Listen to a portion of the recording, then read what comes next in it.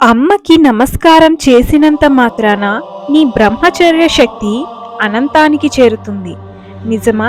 Yes, నిజమే. ఈరోజు నీలో ఉన్న శక్తి ఎక్కడి నుంచి వచ్చింది? బ్రహ్మచర్యం అంటావు, ధ్యానం అంటావు, శక్తి మార్పు అంటావు. కానీ నిజం ఏంటో తెలుసా? నీ శక్తి మొదటిగా పుట్టిన స్థలం ఏ గుడి కాదు, ఏ గురువు కాదు, మీ అమ్మ గర్భం. ఈ ఒక్క సత్యాన్ని గుర్తుపెట్టుకుంటే నీ బ్రహ్మచర్యం కదలదు, కూలిపోదు, అదుపు తప్పదు. ఎందుకంటే అమ్మని గుర్తు చేసుకున్న క్షణం నుంచే నీ శక్తి శుద్ధి అవడం మొదలు పెడుతుంది. ఈ ప్రపంచంలో నువ్వు మొదటిగా చూసిన దేవత ఎవరో తెలుసా? గుడిలో ఉన్న విగ్రహం కాదు, ఆకాశంలో ఉన్న దేవుడు కాదు, అది మీ అమ్మ.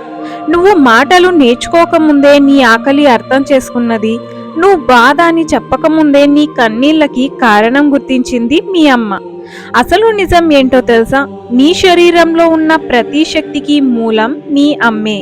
నువ్వు ఇప్పుడు బ్రహ్మచర్యం, శక్తి మార్పు, ధ్యానం అంటూ మాట్లాడుతున్నావంటే ఆ శక్తి ఎక్కడి నుంచి వచ్చింది? నీ అమ్మ రక్తం నుంచి. ఒక్కసారి ఆలోచించు. నువ్వు ఈ ప్రపంచంలో అడుగు పెట్టక ముందే నీ అమ్మ 9 నెలలు బ్రహ్మచర్యమే చేసింది. ఆమె ఆకలి త్యాగం చేసింది, నిద్ర త్యాగం చేసింది, కోరికలు త్యాగం చేసింది. ఎందుకోసం? నీకోసం. అందుకే ఎక్కడైనా శాస్త్రాలు ఒకే మాట చెప్తాయి, మాతృదేవో భవ అని. దేవుడు కూడా తల్లి తర్వాతే అని. చాలా మంది బ్రహ్మచర్యాన్ని తప్పుగా అర్థం చేసుకుంటారు. ఇది కేవలం శరీరాన్ని అదుపులో పెట్టడం మాత్రమే కాదు, శక్తిని మూలానికి తిరిగి చేర్చడం. నీ శక్తి ఎక్కడి నుంచి వచ్చింది అంటే అమ్మ గర్భం నుండి. అందుకే నీ శక్తి తిరిగి శుద్ధి కావాలంటే ఖచ్చితంగా నువ్వు మీ అమ్మని గుర్తుకు చేసుకోవాలి. అమ్మకి నమస్కారం అంటే ఏంటి? కేవలం చేతులు జోడించడం కాదు. నిజమైన నమస్కారం అంటే నీ అహంకారాన్ని కింద పెట్టడం. ఈరోజు నేను ఉన్నాను అంటే మా అమ్మ వల్లనే ఉన్నాను అనే స్వీకారం. ఈ స్వీకారం జరిగిన రోజునే నీ శక్తి మారడం మొదలవుతుంది. ఒక్కసారి చరిత్ర చూడాలి. రాముడు తన తల్లిని దైవంగా చూశాడు, శివుడు శక్తిని అమ్మగా చూశాడు, స్వామి వివేకానంద నా శక్తి అమ్మ వల్లే అన్నాడు. ఎందుకంటే శ్రీని గౌరవించని వాడికి బ్రహ్మచర్య శక్తి నిలవదు. చాలా మంది ఏం చేస్తారు? అమ్మని లైట్ గా తీసుకుంటారు, మాటల్లో రెస్పెక్ట్ ఉండదు, అమ్మ బాధని చాలా చిన్నదిగా చూస్తారు. తర్వాత చెప్తారు, నా జీవితం ఎందుకో డౌన్ ఫాల్ అయింది, ఎందుకో నా లైఫ్ అప్ అండ్ డౌన్స్ ఉన్నాయి, ఎందుకు నా ఎనర్జీ చాలా తగ్గిపోయింది అని. ఇదే కారణం.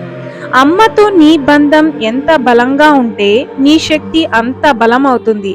అమ్మతో నీ బంధం ఎంత బలహీనమైతే నీ లోపల శక్తి కూడా అంతే బలహీనమవుతుంది. ప్రతిరోజు ఉదయం లేకపోతే రాత్రి నిద్రకు ముందు కనీసం ఒక్కసారైనా కళ్ళు మూసుకుని, అమ్మా ఈరోజు నేను ఉన్నానంటే నీ వల్లే, నా శరీరం, నా శక్తి, నా శ్వాస అన్నీ నీ దానం, నాకు తెలియక తప్పులు ఏమైనా ఉంటే నన్ను క్షమించు, నా శక్తిని శుద్ధి చేయి అని మనస్ఫూర్తిగా చెప్పాలి. అప్పుడే నీకు తెలియకుండానే నీ లోపల ఉన్న కామశక్తి భక్తి శక్తిగా మారడం మొదలవుతుంది. బ్రహ్మచర్యం అంటే బ్రహ్మముహూర్తంలో లేవడం అనుకుంటారు, ధ్యానం అంటే కళ్ళు మూసుకొని కూర్చోవడం అనుకుంటారు. కానీ ఒక నిజం మాత్రం ఎప్పటికీ తెలుసుకోరు. అమ్మని, అమ్మాయిని, స్త్రీలని గౌరవించని వాడికి ఏ సాధన పనిచేయదు.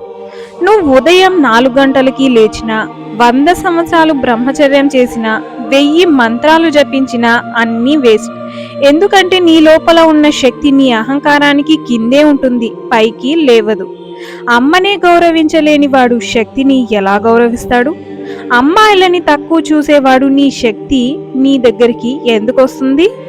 సనాతన ధర్మం ఒక విషయం క్లియర్గా చెప్తుంది, శక్తి అంటే స్త్రీ, సృష్టి అంటే స్త్రీ, పోషణ అంటే స్త్రీ. అందుకే దుర్గా, లక్ష్మి, సరస్వతి అన్నీ స్త్రీ రూపాలే. శివుడికి శక్తి లేకపోతే అతడు శవమే అన్నది మన శాస్త్రం.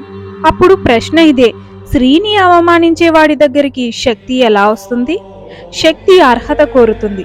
కొంతమంది నేను బ్రహ్మచారి అని అంటారు, కానీ మాటల్లో మాత్రం అమ్మపై గౌరవం ఉండదు, స్త్రీపై వినయం ఉండదు.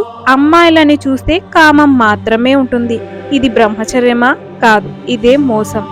నీతో నువ్వే చేసుకునే మోసం. శక్తి కావాలంటే అర్హత ఉండాలి, అర్హతని బట్టే శక్తి నీ దగ్గరకు వస్తుంది. అర్హత అంటే శరీరాన్ని కట్టడి చేయడం కాదు, మనస్సుని శుద్ధి చేయడం, దృష్టిని పవిత్రం చేయడం, స్త్రీని దేవతగా చూడడం. అమ్మని చూసి నీలో గౌరవం రాకపోతే నీ సాధన అక్కడే ఆగిపోతుంది. ఒక అమ్మాయిని చూసి నీ మనసు శాంతిగా ఉండకపోతే నీ శక్తి ఎక్కడో లీక్ అవుతూనే ఉంటుంది. బ్రహ్మచర్యం అందరికీ రాదు, శక్తి అందరికీ ఇవ్వబడదు. శక్తి దగ్గరకొస్తుంది అర్హుల దగ్గరికి మాత్రమే. అర్హత అనేది గౌరవం, గౌరవం అనేది శుద్ధి, శుద్ధి అనేది శక్తి.